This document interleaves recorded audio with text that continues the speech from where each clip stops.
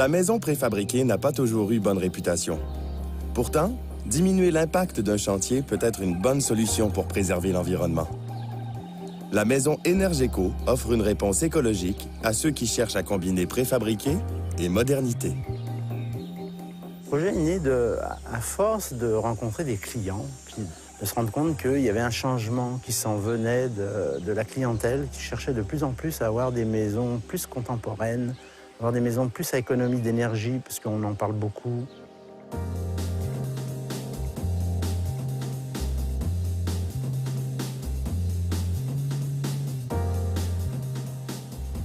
Le concept, au départ, c'est surtout d'arriver à faire des modules fabriqués en usine pour qu'on puisse les transporter finis un peu partout où il y a de la demande, et notamment dans les endroits surtout où il n'y a pas de main-d'œuvre pour faire de la construction.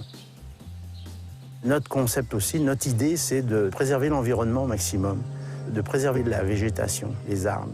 Donc le but principal, c'est d'implanter nos maisons, les intégrer au maximum dans l'environnement, dans la forêt. Il y a des modules de toutes les dimensions. On peut faire tout ce qu'on veut parce que c'est fait sur mesure. C'est des maisons sur mesure. Ça ne sera jamais des maisons en série parce qu'on est dans une qualité de finition.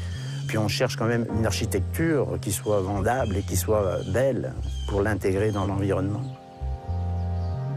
C'est très cubique parce que ce qu'on veut, c'est quelque chose de simple. Une maison, ça n'a pas besoin d'être très compliqué. Faire très compliqué dans une maison contemporaine, on irait plus ressembler, on voudrait copier un peu sur la maison traditionnelle, c'est pas ça qu'on veut. On veut quelque chose de très épuré pour justement capter le maximum les rayons du soleil, la lumière, et avoir une vue sur l'extérieur au maximum. C'est ça le concept de base. La maison écologique, en premier lieu, c'est son isolation. Alors pour les murs en conventionnel, on est à R20, R22 et R35 pour les plafonds. Nous, dans ces modèles-là, on est R35 pour les murs, R45 pour les plafonds. Donc on a des codes qui sont nettement supérieurs. Ces maisons-là, on pourrait les livrer dans le nord québécois sans problème. Pour les murs, on utilise de l'uréthane de soya, ça c'est écologique. Pour les plafonds, on utilise des papiers et cartons recyclés. Donc ça aussi, on est écologique. Et aussi, on est dans des produits qui n'ont pas d'émanation, puisqu'on s'est rendu compte qu'on avait des émanations dans certains produits. Et on utilise des cols qui n'ont pas d'émanation. On utilise des bois qui viennent exclusivement de forêts, qui sont gérés. Le développement durable aussi, c'est de prendre les matériaux le plus près possible, d'éviter les grands transports. On ne va pas aller acheter des bois dans l'Ouest canadien. Les toitures sont faites aussi pour récupérer les eaux pluviales. Sur un toit plat, c'est très facile, ça récupère des grandes quantités d'eau. On alimente tous les robinets extérieurs de la maison avec cette eau-là. C'est des coûts égaux aux conventionnels comparables. C'est-à-dire, si on cherche une maison conventionnelle avec le même type de matériaux, le même type d'isolation, on est comparable. On n'est pas plus cher dans une maison contemporaine qu'une maison traditionnelle. Le style contemporain, j'y crois vraiment, parce qu'en même temps, c'est lié à l'économie d'énergie.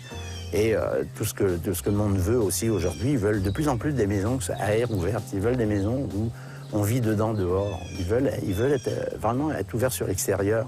Même l'hiver, on vit à l'extérieur dans une maison comme ça, parce que tout est ouvert sur l'environnement.